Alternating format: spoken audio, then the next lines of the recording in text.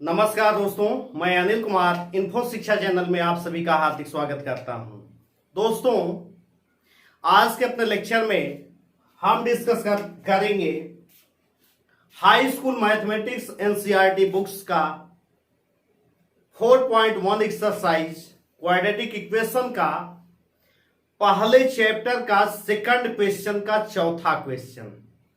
क्योंकि दोस्तों previous lecture, इससे पहले का जो लेक्चर हुआ है जिसमें मैंने क्वेश्चन 2 पे डिस्कस कर रहे थे, उसमें इस क्वेश्चन को हमने आपसे कहा कि इस क्वेश्चन को बाद में चर्चा करेंगे। और ऐसा क्यों किया गया? क्योंकि ये स्पीड टाइम डिस्टेंस का कॉन्सेप्ट है। क्वेश्चन आपके सामने इंग्लिश और हिंदी में है। आप इसको पहले देखिए कि क्या क्या आवश्यक है ऐसे क्वेश्चन को हल करने के लिए। देखिए क्वेश्चन नंबर आप क्वेश्चन आपकी किताब में कम दिए हैं, लेकिन अगर साइड बुक पे आप जाएंगे, साइड बुक में कुछ क्वेश्चन आपको और मिल जाएंगे। एक ही क्वेश्चन दिया गया, इसलिए एक क्वेश्चन की समझ हम बनाते हैं कि किस तरीके से बनाएंगे। दोस्तों, हमने जैसा कि कहा है कि आप इन्फो शिक्षा चैनल के प्लेलिस्ट में जाके ट्रिग्नोमेट्री, प्रोबेबिलिटी और मैथमेटिक्स और फिजिक्स, जो भी चीजें आप देखना चाहते हैं हाई स्कूल लेवल पे, आप प्लेलिस्ट में जाके देख सकते हैं और जहां आप अच्छी समझ विकसित कर सकते हैं। यदि आप अभी भी हमारे चैनल को सब्सक्राइब नहीं किए हैं तो सबसे पहले चैनल को सब्सक्राइब करके बेल के आइकन पर क्लिक कर दीजिए, जिससे जो भी वीडियो अपलोड करें उसका अपडेट आपको मिलता रहे और आप अच्छे से मैथ सीखते रहिए। और अगर कोई दिक्कत आप परेशानी हो तो आप कमेंट बॉक्स में इसको लिखिए। चलिए अब इसी के साथ हम इसका कॉन्सेप्ट जनरेट करते हैं कि क्या कॉन्सेप्ट होगा। पहले ध्यान रखिएगा दोस्तों, हमको स्पीड टाइम डिस्टेंस का कॉन्सेप्ट है तो क्या क्या चीज जानना पड़ेगा। एक तो स्पीड। अब स्पीड का मतलब होता है चाल, और एक होता है टाइम, TIME। टाइम मतलब समय। हम कॉन्सेप्ट बनाना स्टार्ट किए हैं तो कॉन्सेप्ट जनरेट करते हैं, क्योंकि बिना कॉन्सेप्ट सीखे सवाल हल करने से, कुछ लोग सवाल हल करना केवल जानते हैं, ठीक है, कॉन्सेप्ट नहीं सीखते हैं। तो कॉन्सेप्ट पहले हम बताएंगे, उसके बाद इस क्वेश्चन का सॉल्यूशन दिखाएंगे कि कैसे आप इसका क्वाड्रेटिक इक्वेशन बनाएंगे। तो स्पीड हो गया चाल, टाइम हो गया समय, और एक चीज यहां पे मिलेगा डिस्टेंस। डिस्टेंस मतलब दूरी। तीन चीजें आई, चाल, समय, दूरी। शॉर्ट में इसको कहते हैं STD। देखिए तीन चीजें। और STD मैंने क्यों कहा? Speed time distance. ठीक, अब यहां से हम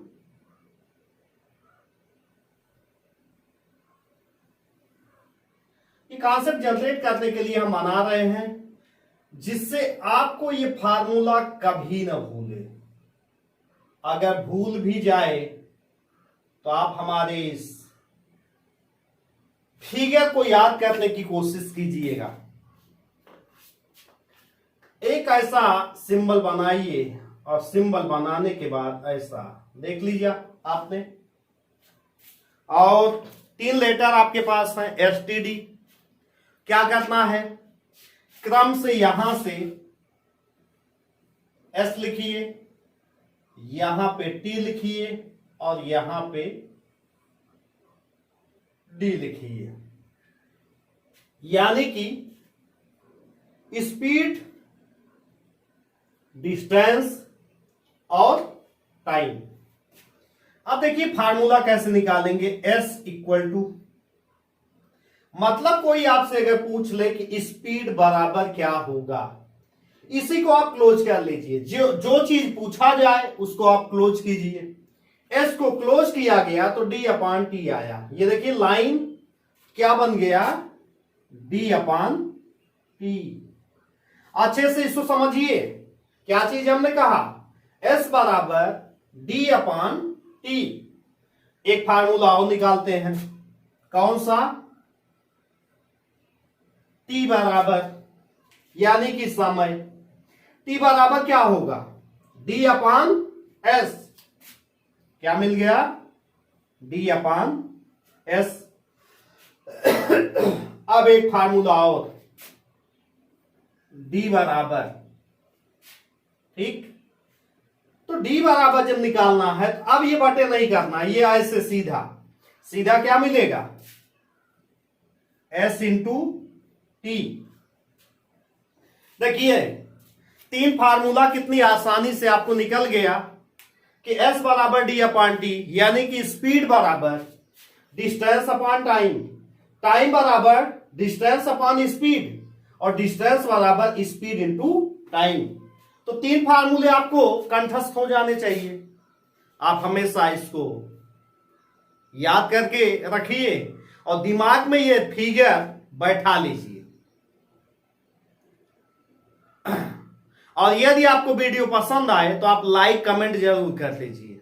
जो प्रॉब्लम्स हो वो भी आप कमेंट बॉक्स में लिखिए कि क्या चीजें आपको समझ में नहीं आ रही हैं। हम इतनी मेहनत करके वीडियो बनाते हैं, आप वीडियो देखिए तो एक लाइक तो कर दीजिए, कमेंट कर दीजिए जो आपकी फीलिंग हो। हम नहीं कह रहे हैं कि आप अच्छा ही कमेंट कीजिए, जो आपको लगे। अगर वीडियो खराब लगे तो आप खराब कमेंट पे लिखिए, या आप फ्री हैं, ठीक है। अच्छा लगे तो अच्छा भी कमेंट आप कीजिए, क्योंकि कमेंट आपसे मांगना पड़ेगा, जबरदस्ती मांगना पड़ेगा, क्योंकि आप कमेंट करते नहीं हो। वीडियो देखे स्किप किए चल दिए, ना अच्छा लगे स्किप कीजिए, आप छोड़ दीजिए, अच्छा लगे कमेंट कीजिए। तो 3 फार्मूले आ गए। अब इन 3 फार्मूलों की जरूरत इसमें पड़ती है कि कैसे हम निकालेंगे, समीकरण इक्वेशन बनाएंगे। अब चलिए क्वेश्चन, अब इन्हीं फार्मूले से हम कोशिश करते हैं कि निकाला जाए स्पीड टाइम डिस्टेंस से। हम यहां पे इसी फार्मूले को लिख दे रहे हैं जिससे आपके सामने रहे और आप अच्छे तरीके से इसको ऑब्जर्व करते रहिएगा। D बराबर S इंटू टी और S बराबर D बाई टी और T बराबर D बाई S। 3 फार्मूला है। चलिए, एक रेलगाड़ी 480 किमी की दूरी समान चाल से तय करती है। इसका मतलब क्या दिया गया है, इंग्लिश में आप देखते रहिए। D दिया है दूरी, ठीक है। पहले आप यहां लिखिए D बराबर 480, और क्या दिया है, समान चाल से तय करती है, ठीक है। स्पीड दिया नहीं गया है तो इसको मान लीजिए कितना, 12 x किलोमीटर प्रति घंटे। यदि इसकी चाल 8 किमी प्रति घंटा कम होती है, ठीक। अब समय पहले इस पे निकाल लीजिए, पहले इसी पे कि समान चाल से तय करती है। अगर चाल स्पीड नहीं दिया गया है तो स्पीड को कंसीडर करना पड़ेगा ना। तो स्पीड कंसीडर कितना किया गया, x। इसका मतलब समय एक मानिए t1 बराबर कितना हो गया, 480 अपान x। ये स्पीड s1 मान लीजिए, ठीक है। S1 हम इसलिए मान रहे हैं, 2 केसेस हैं। स्पीड बदलेगी तो टाइम भी बदल जाएगा। ध्यान रखिए, जब आप कहीं जा रहे हो, अगर स्पीड को चेंज कर देते हैं, टाइम बदल जाता है कि नहीं बदल जाता। जैसे आप दैनिक जीवन में रोज विद्यालय जाते हैं, किसी दिन आपके पास समय खूब रहता है तो आप बड़े आराम से विद्यालय जाते हैं, लेकिन जब समय नहीं रहता है तो क्या करते हैं, स्पीड को बढ़ा देते हैं। इसका मतलब स्पीड ज्यादा होगी तो समय कम, और स्पीड कम करेंगे तो समय ज्यादा हो जाएगा। अब सेकंड केस पे चलते हैं कि यदि इसकी स्पीड 8 किमी पर घंटे कम हो जाती है, इसका मतलब अब हम एक सेकंड स्पीड मानेंगे s2 बराबर x माइनस 8 किमी पर आर। क्यों ऐसा किया गया, क्योंकि उसकी चाल कम हो गई। वह उस दूरी को, मतलब डिस्टेंस क्या है, कांस्टेंट है, डिस्टेंस वही है, कितना 480। जब 480 है तो अब हम T2 यहां निकालते हैं कि समय T2 क्या लगा, 480 बटा कितना हो जाएगा x माइनस 8। कह रहा है जब ऐसा होता है, ठीक है, तो वह उस दूरी को तय करने में 3 घंटे अधिक का समय लेता है, 3 घंटे अधिक लेती। हमें रेलगाड़ी की चाल ज्ञात करनी है, तो चाल क्या है, x है, यही ज्ञात करना है। इसका मतलब कौन सा समय ज्यादा है, ज्यादा समय ये है T2। क्यों, इसमें चाल कम है, जब चाल कम होगी तो समय अधिक, इसका मतलब T2 is greater than T1। ये तो स्पष्ट हो रहा है ना कि जब चाल कम किसमें हुई, स्पीड कम किसमें हुई, स्पीड कम सेकंड केस में हुई, इसका मतलब T2 is greater than T1। लेकिन ध्यान रखिएगा जो समय इंक्रीज हुआ वो कितने घंटे लगा, 3 घंटे अधिक। इसका मतलब अगर हम T2 माइनस T1 करते हैं कि कितना हो जाएगा 3 घंटे, 3 आवर। जो क्वेश्चन में कह रहा है इसका मतलब 3 घंटे ज्यादा लगा। 3 घंटे ज्यादा क्यों लगा कि T2 में से T1 घटा दे तो किसके बराबर हो जाएगा 3 आवर। अब यही अप्लाई कीजिए, T2 मीन्स कितना 480 अपान x माइनस 8 माइनस कितना T1 480 upon x is equal to 3। अब यहां से इसको हल कीजिए, तिरछा तिरछा गुणा 480x माइनस कितना हो जाएगा 480x माइनस 8 अपान कितना हो जाएगा x into X minus 8 is equal to 3। क्या कर देना है, इसको हल कर दीजिए, कितना ये बनेगा 480 माइनस 480x प्लस 4 का गुणा कर दीजिए 8 का,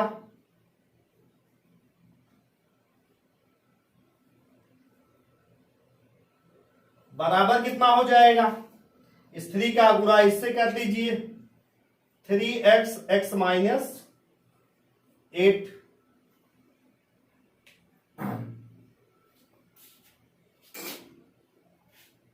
ऐसा कर देते हैं। अब इसको इंग्लिश वाले क्वेश्चन को हटा देते हैं, यहां पे हल कर देते हैं। क्या करना है, अच्छा ये सॉरी यहां पे x होगा, चलिए ये क्या लिखा गया 480x माइनस 480x प्लस कितना 3840 इज इक्वल टू, इस 3x का मल्टीप्लीकेशन दोनों में कर दीजिए 3x स्क्वायर माइनस 24x। क्या हो जाएगा, ये दोनों कैंसिल हो जाएंगे और इस पार्ट को इधर ट्रांसपोर्ट कर दीजिए, क्या आएगा इधर हो जाएगा 0, 0 बराबर 3x square minus 24x minus 3840। अब इसको इधर कर देते हैं 3x square minus 24x minus 3840 बराबर 0।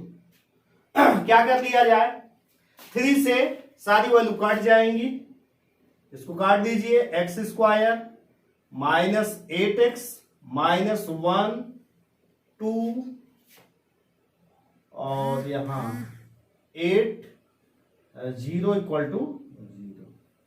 क्या आ गया, ये आ गया इसका सॉल्यूशन कि हमें अगर रेलगाड़ी की स्पीड ज्ञात करनी है तो क्वाड्रेटिक इक्वेशन ये फाइंड होगा। और आप क्या कर लीजिए कि आंसर हम चेक कर लेते हैं कि क्या सही है गलत। देखिए आंसर में u square minus 8u minus 1280 equal to 0 where u in किमी per hour in the speed of the train.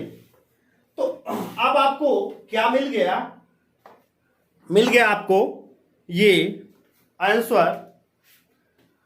तो दोस्तों इस तरीके से आपने क्या किया कि स्पीड टाइम डिस्टेंस से संबंधित जो भी क्वेश्चन आपको मिलते हैं उसका क्वाड्रेटिक इक्वेशन आप बनाना सीखिए।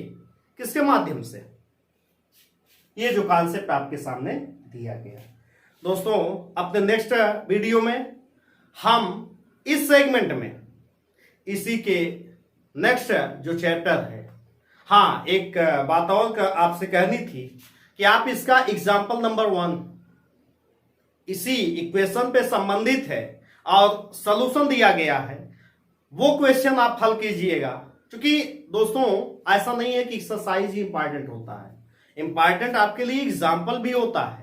एग्जाम्पल आप हल कीजिए और एग्जाम्पल के द्वारा आप तब क्वेश्चन हल कीजिए। क्वेश्चन मैंने पूरा का पूरा हल कर दिया, तो आप देख करके सारे क्वेश्चन का सलूशन देखिए और हल कीजिए। जहां समस्या हो, जो समस्या हो, वो कमेंट जरूर कीजिए।